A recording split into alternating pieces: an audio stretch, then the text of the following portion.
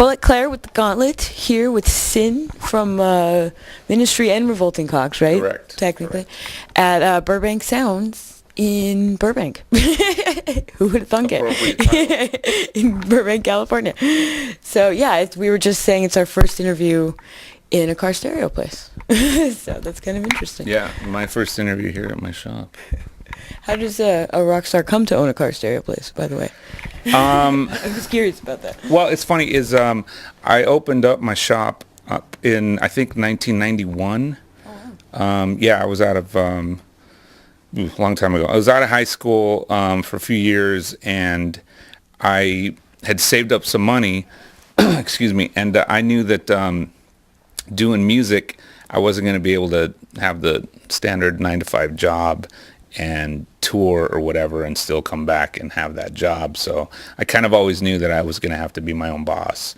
So I opened up my shop, and that's how it happened. Sweet. Yeah. And you're saying your mom helps run it? She's here all the time. Yeah, because she can't sit still. She doesn't really, have any other job. She's kind of retired, but customers know her now, and she comes and answers phones, and she decorates. If you notice, there's a whole shrine like to him. Sin shrine, yeah. Can we? Yeah. We can take the camera on the road, can't we? Yeah, this really isn't like my doing. Hey, can you close up on?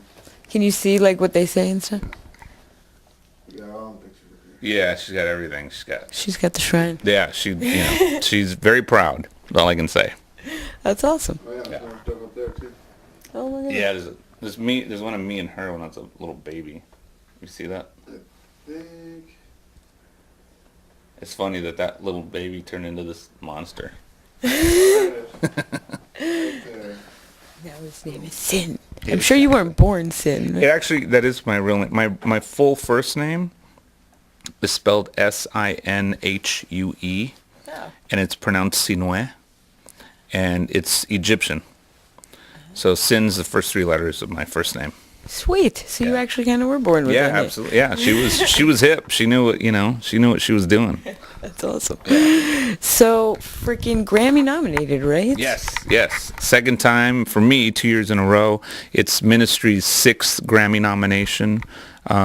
We're up in the Best Metal Performance category, and we're sharing that nomination with Slayer, Lamb of God, Megadeth, and Judas Priest. Wow. Yeah. Nice.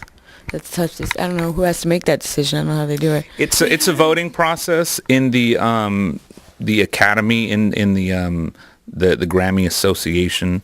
They do a voting thing. So you go to the Grammys, right? You get to get drunk with Britney Spears and all those fucking crazy people? Absolutely, we do. Actually, a few years back, Carrie Underwood was hanging out with us, and that was really weird. That was really bizarre because she came up to our table. I think it was at the after party, and she wanted a picture. Nice. And it was real weird. She knew who you were, isn't she 12? I guess so. Yeah, I mean, she was just I don't know if she necessarily knew who we were, or she just wanted to take a picture with the freaks the crazy that were there. Yeah, you know what I mean? Because here's all these because you got to remember at the Grammys, most of the people that go to the Grammys are very kind of just straight laced. There's a lot of industry people there, and at this after party, there were all these tables with older people in suits and ties and stuff, and then there's this degenerate table, with guys all in black and hats and bandanas and everything. And I guess she just wanted to take a picture with us and stuff. But crazy table. Yeah. She was a good sport. Yeah. So what is actually nominated? What song? The song is called Señor Peligro, and it's off of the Adios live Ministry CD that just came out, I think about 5-6 months ago, something like that. And that's a recording that was from the European tour last year. Yeah. So Ministry's kind of, I guess, technically retired, right? Or on pause or something, and then you're... Yeah. I'd like to say it's sort of on pause. I mean, technically the band is done. Al says he's done. But I always say never in this business. And Ministry in a way is still sort of cranking out things here and there. I mean, obviously we're nominated for a Grammy, so it's like, even though the band's been technically, finished, I mean, we're still kind of out there.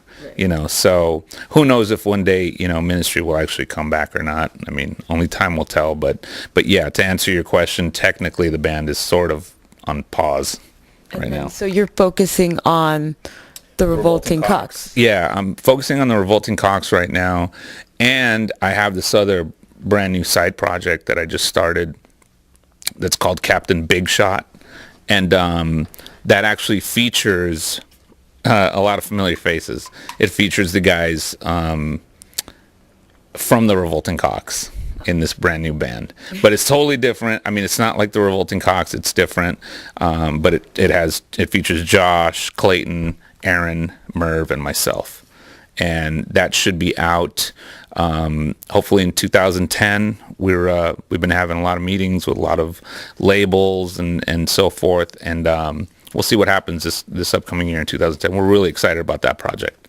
Cool. So that's does the Revolting Cocks have an album coming out, or? Yes. The Revolting Cocks have a brand new record that we finished up in, I think, in July or August, and I believe, I hope I don't get in trouble for saying this, but I believe the album is called Got Cock, and that'll be out sometime in the spring, I think, of 2010, and there'll probably be a tour and, the usual, insanity. So then if all the guys in the Revolting Cocks are doing this other band, are you still doing, obviously you're going to come back for tour and stuff. Are they still making records? There's all these bands. You got to keep track of them. Yeah, there's a lot of stuff. Aaron, the drummer in the Revolting Cocks, was also the drummer in Ministry. And he's also the drummer in Prong. So it's like a very, everybody has different projects and stuff, which is really cool because it keeps you busy and it keeps you out there and playing and stuff. So yeah, we're all coming back into the Revolting Cocks to do this, hopefully tour next year. And then is Al Jorgensen involved in the Revolting Cocks at all? Al, as far as touring, no. Like on this last Revolting Cocks tour, the Revco tour, he just came out and performed at the major markets. He did L.A., Chicago, and New York. I don't know what his involvement's going to be on this next tour, whenever that is. He produced the record, he's more of like in the studio now. So that's pretty much what his involvement is, with the bands. But he's working on a solo record, I believe. I heard he was doing like movie music too. He's doing that as well. Yeah. He's really trying to get into more of the production side. He's always done that, but now he's through with touring. He doesn't want to tour anymore, so now he just wants to be behind the board. Yeah.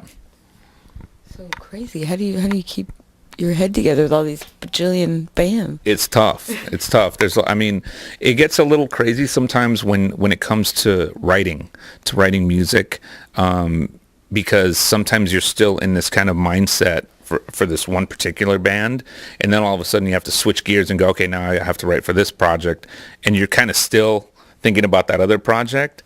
So it does get a little weird sometimes. Mush in your head sometimes. Yeah, it's really weird. I know it sounds odd, but yeah, it kind of does do that sometimes. And I have this other side thing called Revamp, which is myself and this DJ. And basically what we did last year is we took like old Ministry, old Revco, old industrial, and then just like straight electro songs. And we would do them at like these kind of raves and dance clubs. And he would be spinning like live, and I'd be playing live guitar on top of what he was doing, which is like really weird for me because I'm used to playing with a band. But it was really cool, and it was real successful, and we had a lot of fun with that. So I think we're going to be doing some revamp shows this upcoming year as well. I know we have one rave already booked in Phoenix, I think like in March.